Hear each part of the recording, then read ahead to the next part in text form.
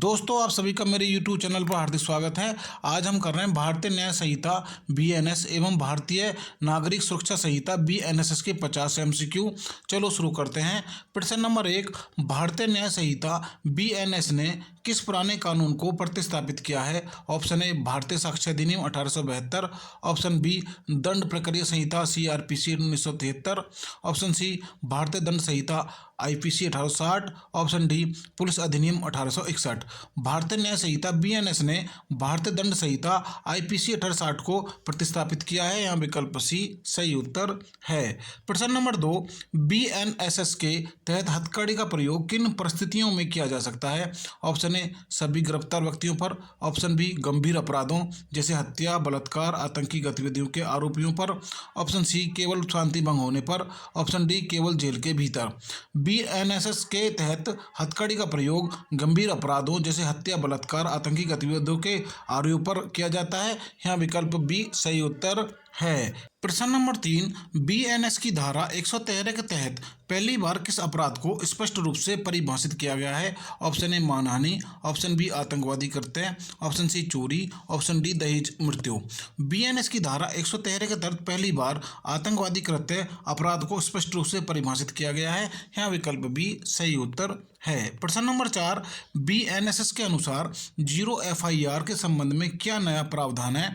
Option A इसे केवल online दर्ज किया जा सकता है, ऑप्शन बी यह केवल गंभीर चोट के मामले में होती है, ऑप्शन सी अपराध कहीं भी हुआ हो किसी भी थाने में FIR दर्ज कराना अनिवार्य है, ऑप्शन डी पुलिस इसे दर्ज करने के लिए बाध्य नहीं है।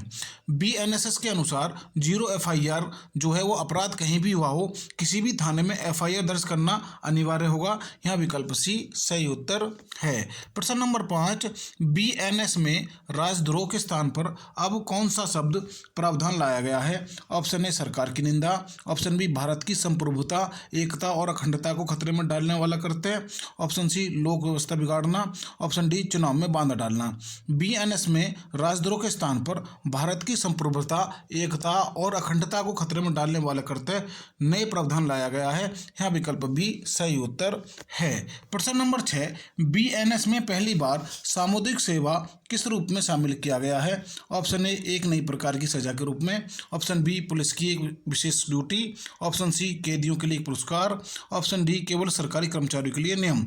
BNS में पहली बार सामुदायिक सेवा को एक नई प्रकार की सजा के रूप में शामिल किया गया है। यहाँ विकल्प ए सही उत्तर है। प्रश्न नंबर 7, BNSS के अनुसार तलाशी और जब्ती के दौरान क्या करना अनिवार्य है? ऑप्शन ए आरोपी के वकील की मौजूदगी, ऑप्शन बी पूरी प्रक्रिया की वीडियोग्राफी, ऑप्शन सी मीडिया की उपस्थिति, ऑप्शन डी केवल महिला गवाहों का होना।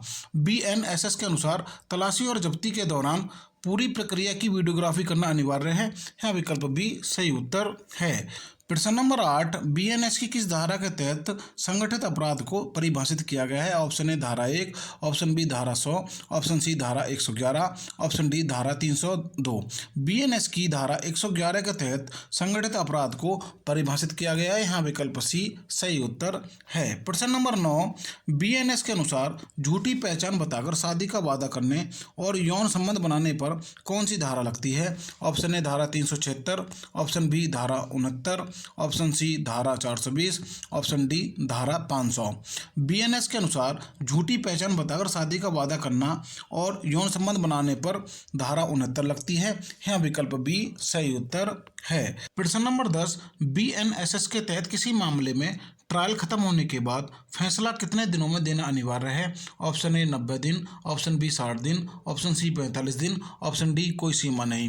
BNSS के तहत किसी मामले में ट्रायल खत्म होने के बाद फैसला 45 दिन में देना अनिवार्य है। यहाँ विकल्प सी सही उत्तर है। प्रश्न नंबर 11, BNS के तहत सक्षम प्राधिकारी के सामने आत्मसमर्पण करने पर सजा में छूट का प्रावधान किस अपराध के लिए है?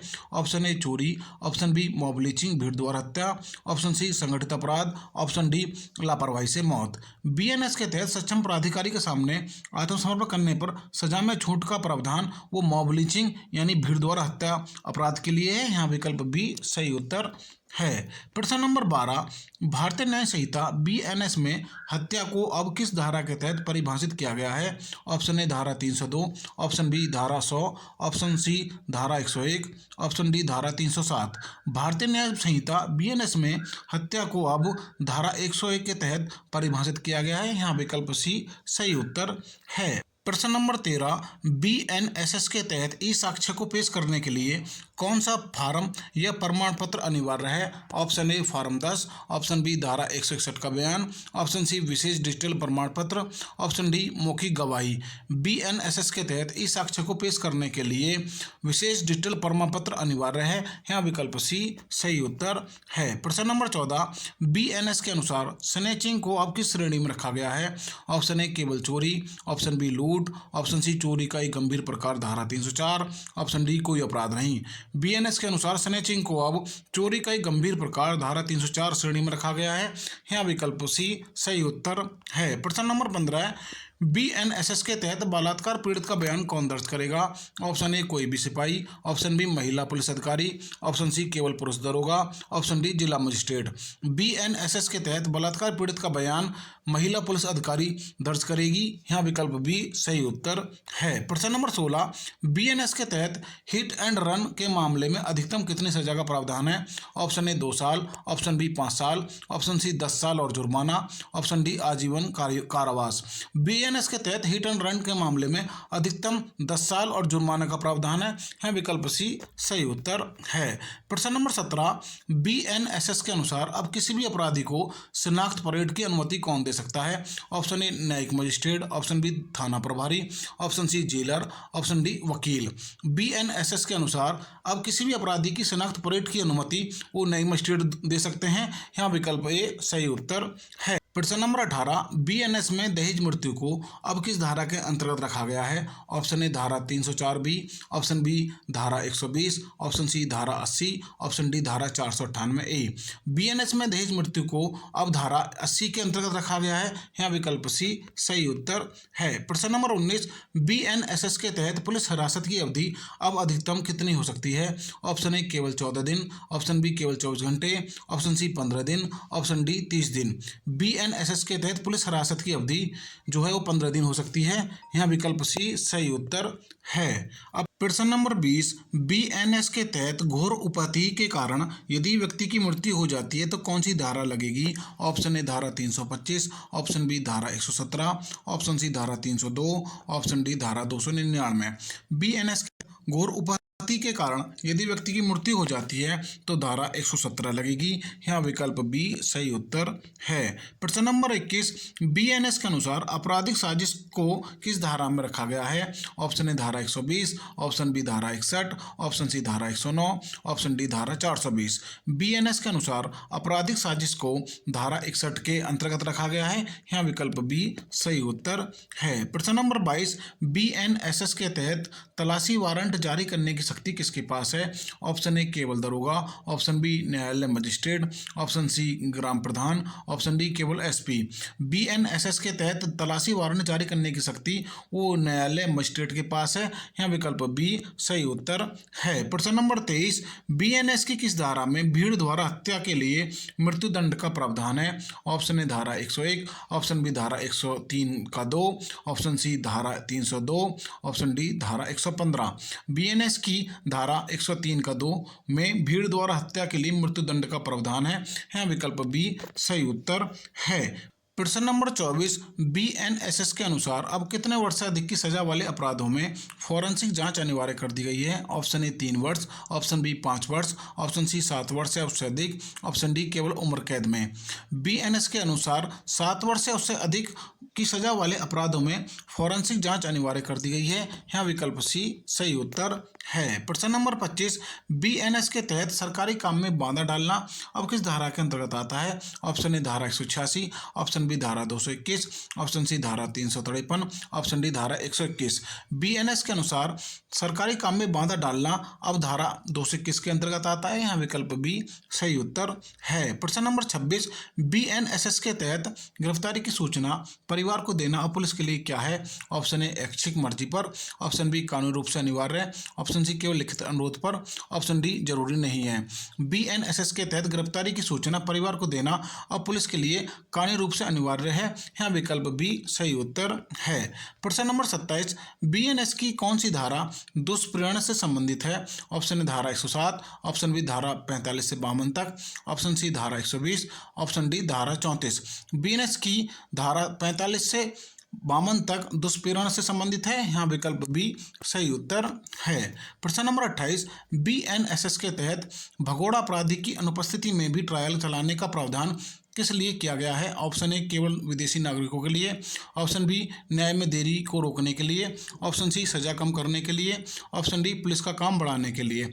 बीएनएसएस के तहत भगोड़ा अपराधी की अनुपस्थिति में भी ट्रायल चलाने का प्रावधान वो न्याय में देरी को रोकने के लिए किया गया है। यहाँ विकल्प बी सही उत्तर है। प्रश्न नंबर 29, बीएनएस के तहत मानहानि के लिए अधिकतम सजा क्या है?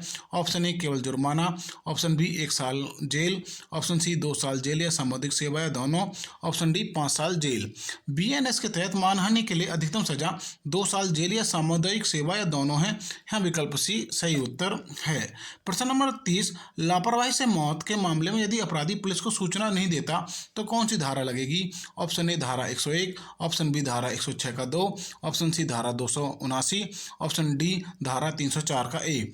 लापरवाही से मौत के मामले में यदि अपराधी पुलिस को सूचना नहीं देता है तो धारा 106 का 2 लगेगी। यहाँ विकल्प बी सही उत्तर है। प्रश्न नंबर 31, बीएनएसएस के तहत ई समन भेजने की वैधता क्या है? ऑप्शन ए यह अवैध है, ऑप्शन बी यह पूरी तरह से कानूनी रूप से मान्य है, ऑप्शन सी केवल व्हाट्सएप पर मान्य है, ऑप्शन डी केवल सरकारी कर्मचारियों के लिए है।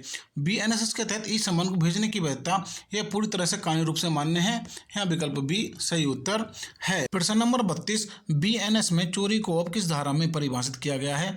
ऑप्शन ए धारा 378, ऑप्शन बी धारा 420, ऑप्शन सी धारा 303, ऑप्शन डी धारा 390।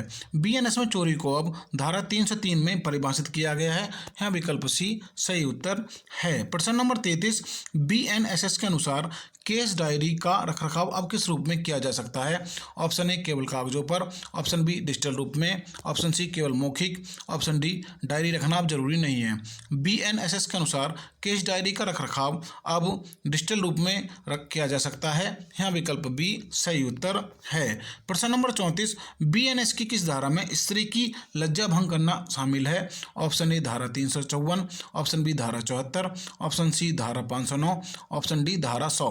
बीएनएस की धारा 74 में स्त्री की लज्जा भंग करना शामिल है। यहाँ विकल्प बी सही उत्तर है। प्रश्न नंबर 35, बीएनएसएस के तहत अग्रिम जमानत का प्रावधान किस धारा में है? ऑप्शन ए धारा 438 पुरानी, ऑप्शन बी धारा 482 नई बीएनएसएस, ऑप्शन सी धारा 151, ऑप्शन डी धारा 107। बीएनएसएस के तहत अग्रिम जमानत का प्रावधान वो धारा 482 नई बीएनएसएस में है। यहाँ विकल्प बी सही उत्तर है। प्रश्न नंबर 36, बीएनएस के तहत ठग की परिभाषा को अब किस धारा में रखा गया है? ऑप्शन ए धारा 310, ऑप्शन बी धारा 112, ऑप्शन सी धारा 400, ऑप्शन डी धारा 111। बीएनएस के तहत ठग की परिभाषा को अब धारा 112 में रखा गया है। यहाँ विकल्प बी सही उत्तर है। प्रश्न नंबर 37, बीएनएसएस के अनुसार आरोपों को तय करने के लिए मजिस्ट्रेट को कितने दिनों का समय दिया गया है? ऑप्शन ए 15 दिन, ऑप्शन बी 60 दिन, ऑप्शन सी 90 दिन, ऑप्शन डी कोई समय सीमा नहीं। बीएनएसएस के अनुसार आरोपों को तय करने के लिए मजिस्ट्रेट को 60 दिन का समय दिया गया है। यहाँ विकल्प बी सही उत्तर है। प्रश्न नंबर 38, बीएनएस में मिथ्या साक्ष्य देना किस धारा के अंतर्गत आता है? ऑप्शन ए धारा 191, ऑप्शन बी धारा 227, ऑप्शन सी धारा 420, ऑप्शन डी धारा 120। बीएनएस में मिथ्या साक्ष्य देना वो धारा 227 के अंतर्गत आता है। यहाँ विकल्प बी सही उत्तर है। प्रश्न नंबर 39, बीएनएसएस के तहत साक्ष्य अधिनियम का नया नाम क्या है? ऑप्शन ए भारतीय सबूत code, option B Bharatiya Sakshya Adhiniyam BSA 2023, option C digital evidence act, option D Nyaya Sakshya code. BNSS के तहत साक्ष्य अधिनियम का नया नाम भारतीय साक्ष्य अधिनियम बीएसए 2023 है। यहाँ विकल्प बी सही उत्तर है। प्रश्न नंबर 40, बीएनएस के अनुसार आपराधिक अत्याचार अब किस धारा में है? ऑप्शन ए धारा 441, ऑप्शन बी धारा 329, ऑप्शन सी धारा 300, ऑप्शन डी धारा 150। बीएनएस के अनुसार आपराधिक अत्याचार अब धारा 329 में है। यहाँ विकल्प बी सही उत्तर है। प्रश्न नंबर 41, बीएनएसएस के तहत गिरफ्तारी के बिना पूछताछ के लिए दिए जाने वाले नोटिस की धारा क्या है? ऑप्शन ए धारा 41 है, ऑप्शन बी धारा 35(3), ऑप्शन सी धारा 161, ऑप्शन डी धारा 100। बीएनएसएस के तहत गिरफ्तारी के बिना पूछताछ के लिए दिए जाने वाले नोटिस की धारा वो धारा 35(3) है। यहाँ विकल्प बी सही उत्तर है। प्रश्न नंबर 42, बीएनएस के तहत शांति भंग करने के इरादे से अपमान अब किस धारा में है? ऑप्शन ए धारा 504, ऑप्शन बी धारा 352, ऑप्शन सी धारा 151, ऑप्शन डी धारा 506। बीएनएस के तहत शांति भंग करने के इरादे से अपमान धारा 352 में है। यहाँ विकल्प बी सही उत्तर है। प्रश्न नंबर 43, आपराधिक न्यास भंग बीएनएस की किस धारा में है? ऑप्शन ए धारा 406, ऑप्शन बी धारा 316, ऑप्शन सी धारा 420, ऑप्शन डी धारा 111। आपराधिक न्यास भंग बीएनएस की धारा 316 में है। यहाँ विकल्प बी सही उत्तर है। प्रश्न नंबर 44, बीएनएसएस के अनुसार क्या पुलिस किसी व्यक्ति को 24 घंटे से अधिक हिरासत में रख सकती है? ऑप्शन ए हाँ 48 घंटे तक, ऑप्शन बी नहीं बिना मजिस्ट्रेट की अनुमति के नहीं, ऑप्शन सी केवल त्योहारों पर, ऑप्शन डी दरोगा की मर्जी पर। बीएनएसएस के अनुसार पुलिस किसी भी व्यक्ति को 24 घंटे से अधिक हिरासत में नहीं रख सकती जब तक मजिस्ट्रेट की अनुमति ना मिले। यहाँ विकल्प बी सही उत्तर है। प्रश्न नंबर 45, बीएनएस के तहत घोर उपैती के लिए सजा का प्रावधान किस धारा में है? ऑप्शन ए धारा 325, ऑप्शन बी धारा 117, ऑप्शन सी धारा 101, ऑप्शन डी धारा 121। बीएनएस के तहत घोर आपत्ति के लिए सजा का प्रावधान वो धारा 117 में है। यहाँ विकल्प बी सही उत्तर है। प्रश्न नंबर 46, डकैती के लिए बीएनएस में कौन सी धारा निर्धारित की गई है? ऑप्शन ए धारा 391, ऑप्शन बी धारा 310, ऑप्शन सी धारा 307, ऑप्शन डी धारा 111।